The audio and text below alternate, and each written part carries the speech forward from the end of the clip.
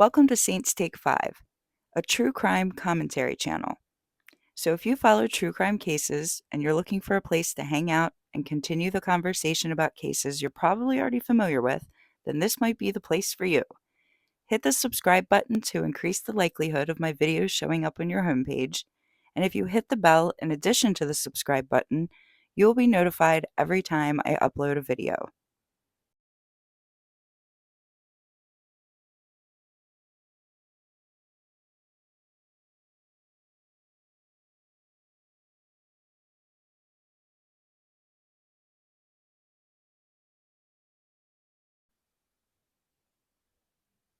On March 17th, 1981, the 16-year-old son of Marlene Hayes exited the noisy Bel Air High school bus and walked up the driveway to a single-family home, probably organizing a hierarchy of things to do with his latchkey kid afternoon.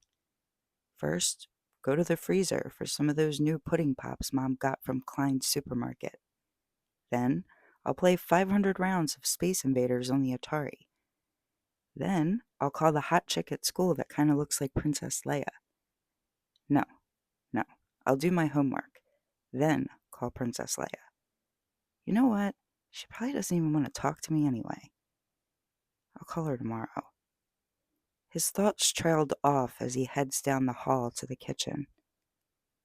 It's mind-boggling how a perfectly normal day can suddenly turn into the worst day of your life, or even your last. For this young man, Atari no longer mattered. Pudding pops didn't even sound appetizing, and he would not be calling Princess Leia. He would be calling the Harford County Police Department, because he had just found his mother, Marlene, on the kitchen floor, tied up in a pool of blood. You know it, oh Lord, you know it, for Sunday, you know it, oh Lord, you know it, for Sunday, you know it, oh Lord, you know it, for Sunday, you know it, oh Lord, you know it. Thank you so much for tuning in for my very first YouTube video. Today we're going to be discussing the 1981 St. Patrick's Day murder of Marlene Hayes from Bel Air, Maryland. This is a case that has very little information out there in the media about it, so I wanted to make this video for awareness purposes. Police are pretty confident that they know what happened, but the real mystery is who did this. I'm hoping that someone out there, local to the area, can think back to the early 1980s. What were you doing back then? Who were you dating? Who are you hanging out with?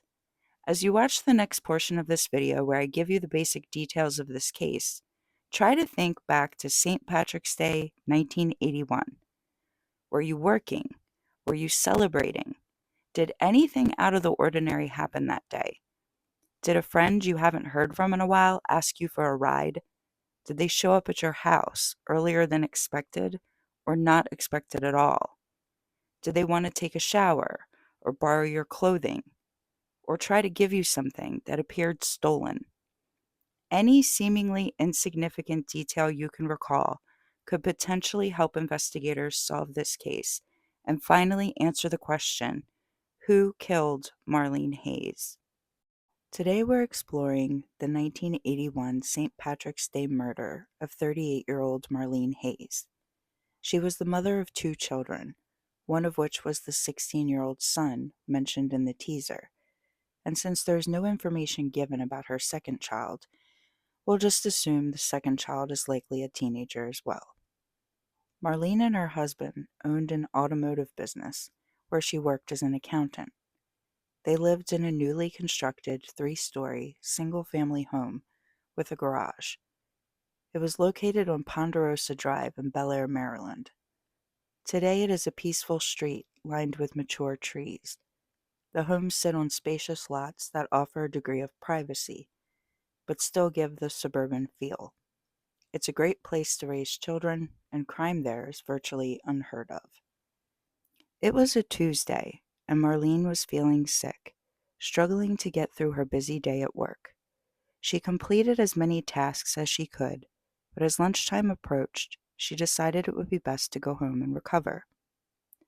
Around 11 a.m., she grabbed her raincoat and her purse and likely said goodbye to her husband. I imagine she was eager to get to the privacy and comfort of her own home, and probably her own bathroom, and to put on something snuggly, take some medicine, and crawl into bed. As far as we know, nothing was amiss when she pulled into her driveway. One would think that if she did see something unnerving, she wouldn't have entered the house, but perhaps she was feeling too ill to notice. Later that afternoon, around 3 p.m., Marlene's teenage son discovered his mother's body on the kitchen floor, surrounded by blood. Marlene was still wearing her raincoat. Her wrists and ankles were tied. Police did not mention what position she was found in or what was used to restrain her hands and ankles. She was hit in the head several times with an unknown object and stabbed repeatedly.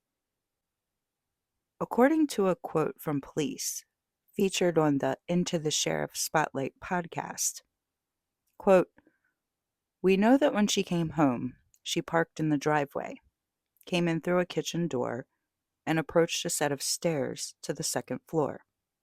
When she got to the base of the stairs, she was attacked by at least one person. She was restrained and stabbed multiple times," unquote. And they described the weapons as weapons of opportunity, indicating that the weapons were found inside the home. In other words, they belonged to Marlene, rather than brought to the scene by the killers. Police believe that there were multiple intruders in Marlene's house that day. The house had been clearly burglarized. It was a mess, and valuables were missing. Police have revealed that jewelry was taken, as well as Marlene's car. They feel confident that Marlene was not targeted. This wasn't a planned murder, staged as a burglary. This was truly a case of a homeowner interrupting a burglary. Police believe that when Marlene approached the base of the stairs, she had positioned herself between two of the intruders, one at the top of the stairs and one on the main level, lurking somewhere behind her. Since Marlene was initially attacked at the base of the stairs, then how and why did she ultimately end up on the kitchen floor, where her son found her hours later? Sometime after the murder, Marlene's vehicle was found abandoned in the parking lot of a nearby elementary school. A witness reported seeing one man exit the vehicle and walk off. He didn't seem to be at the school to retrieve children, attend a meeting with teachers, or any of the typical activities a visitor would do. He just walked away. Police mentioned that a sketch was done of the man, but that sketch hasn't been released to the public. No description of the man has been given. We don't know if he was carrying anything, and we don't know which direction he headed. Shortly after the crime, police were able to find some of Marlene's missing jewelry, which led to a local person of interest. Back in 1981, there wasn't much they could do with what little they had, but now that technology has evolved drastically, investigators are hopeful. Evidence will be tested for touch DNA. There may or may not be a connection to the person of interest. We don't know if the person connected to the jewelry is the same person seen dumping Marlene's car. The person of interest may have had nothing to do with the burglary. Perhaps he thinks he just bought some jewelry off of some random crackheads. As it stands, this case has been unsolved for over 40 years. Marlene's children are old enough to be grandparents now, a joy and honor that she sadly never got a chance to experience. The perpetrators are likely in their 60s or 70s, maybe older, maybe younger, but justice will be served. And like the police always say, you better come knocking on our door before we come knocking at yours.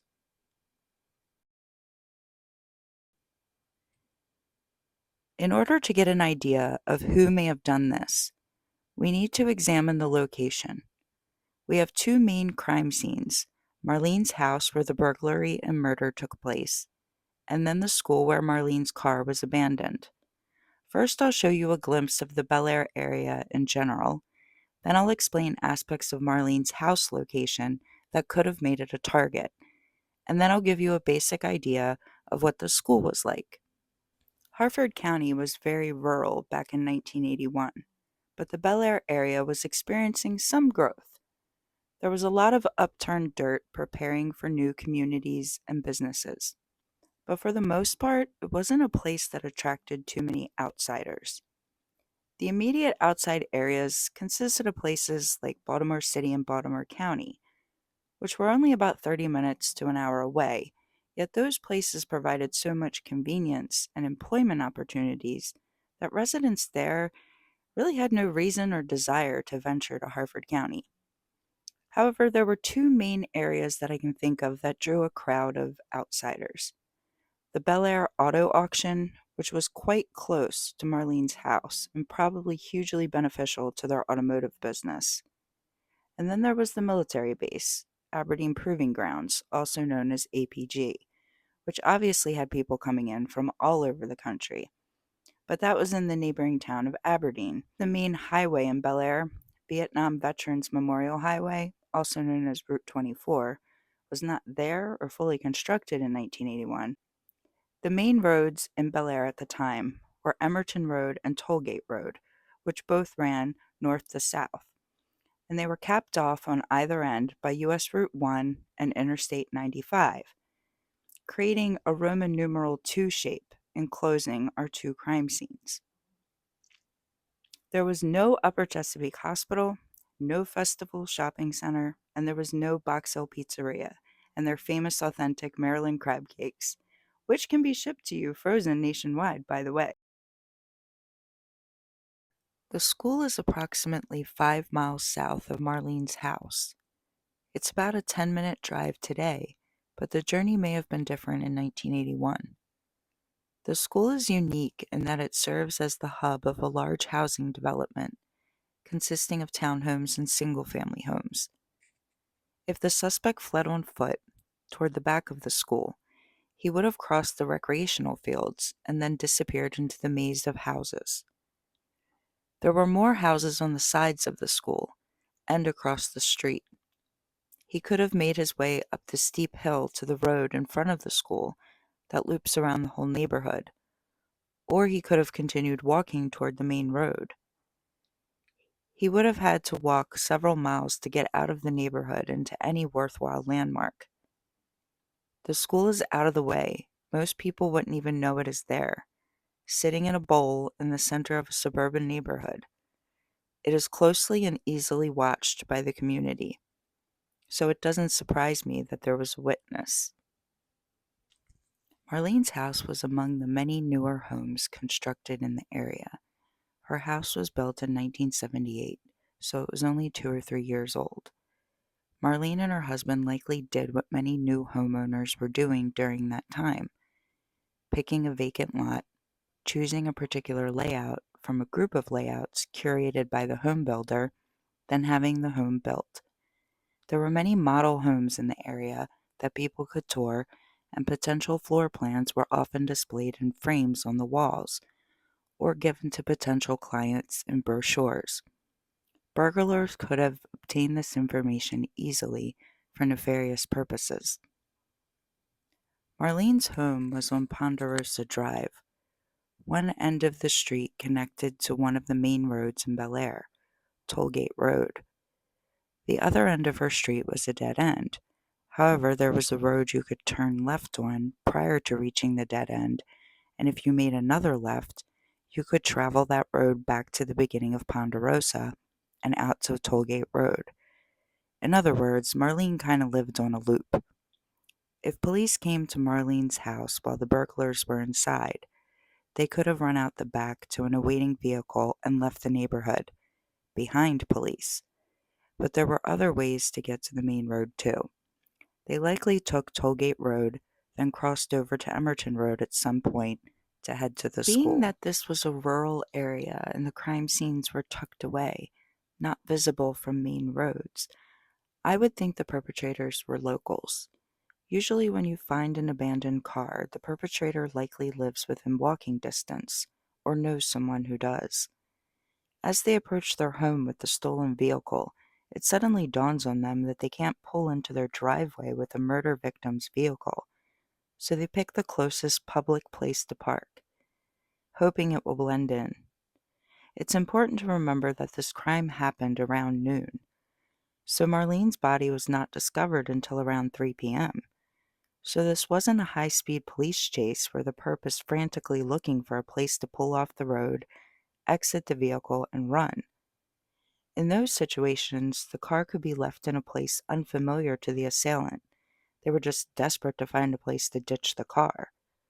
But in this situation, although the perp could have been experiencing a degree of panic considering what he just did, he had more time to think and make a deliberate decision. In times of distress, we tend to seek comfort in the smallest ways. He's likely familiar with the school and comfortable in the surrounding community. It's interesting that after leaving Marlene's house, he travels south on I-95 rather than north to US 1. This could indicate that he at least is trying to get closer to his home.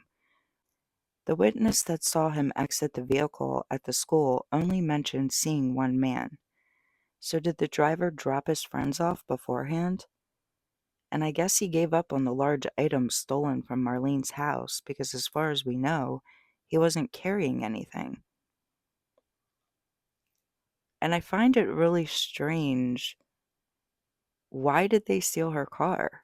I feel like in most burglaries, they don't steal the person's car. And part of that is probably because the homeowner isn't home. So how did they get there? What did Marlene see when she pulled into her driveway that day? We tend to think that if she did see anything weird, she wouldn't have entered the home. But even when people see something unusual, they tend to find a rational reason for it. What if Marlene saw a car in her driveway? Would she think it's burglars? Probably not. Being that she was the mother of two teenagers, she could have assumed that the kids piled into their friend's car and came to her house to hook school. I imagine Marlene entering the home and going to the bottom of the stairs to yell to the kids that she was home. She was extremely sick, too sick to be mad, and vowed to dish out a horrible punishment as soon as she gets better. Or maybe when Marlene pulled into the driveway, she parked behind what appeared to be a service vehicle with a company name on the side. Perhaps she thought her husband had scheduled a handyman to fix something and just forgot to tell her about it. Then she remembered the leaky kitchen sink, but was surprised to hear footsteps upstairs, and shouted to the workmen that the leak wasn't in the upstairs bathroom. It was downstairs. Maybe Marlene had a bold firecracker personality. Maybe she saw a van outside with her belongings in it, and went into the house with intentions of confronting the burglars. Maybe she entered into the kitchen, grabbed a knife, and stood at the bottom of the stairs announcing she had a weapon and that whoever was in the house better get the hell out. Or maybe Marlene didn't see a vehicle in the driveway at all. Maybe they didn't bring one, or parked around the corner, out of sight. Maybe there were pairs of burglars in several homes in the area, and one getaway van that was scheduled to pick them up at a certain time. I just figured that maybe the reason they stole her car was because they needed to move it anyway, to get their vehicle out of the driveway, and decided to drive away in it when a neighbor approached or something. What do you guys think? Why do you think they stole Marlene's car? Sometimes I wonder if two guys planned this burglary, and they got a call from a third friend asking if they could pick him up to go out for St. Patrick's Day that night. Maybe they told him, sure, but we gotta come get you now. So they pick him up and later pull into Marlene's driveway, and he asks, where are we? And the guys respond, we're here to hit this house. Then the stunned passenger says, "Aw, nah, I don't want anything to do with this." So he decides to wait in the car. But after a while, it gets hot and boring in there, and he figures he'll just go in. The homeowner isn't home anyway. Maybe he's just standing in the room watching them rummage through things, when suddenly they hear a door open and close. The guy hides and is horrified to see his friends attack Marlene and tie her up. Maybe he grabs her keys, which have fallen out of her hands in the struggle, and he takes off in her car to get far away from this mayhem.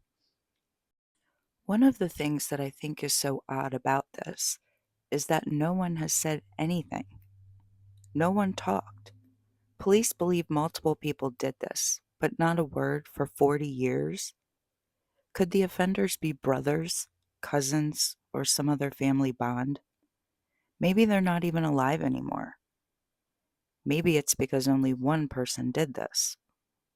Perhaps this was motivated by substance abuse, habits terminated long ago, but the shame and horror of what they had done during those years still shocks and haunts them. I often wonder about the timing of this crime. It was noon on a Tuesday, when most people are at work or at school. What are the odds that a group of friends would all have off work on the same day, all be unemployed at the same time, or all have a desire to burglarize a home?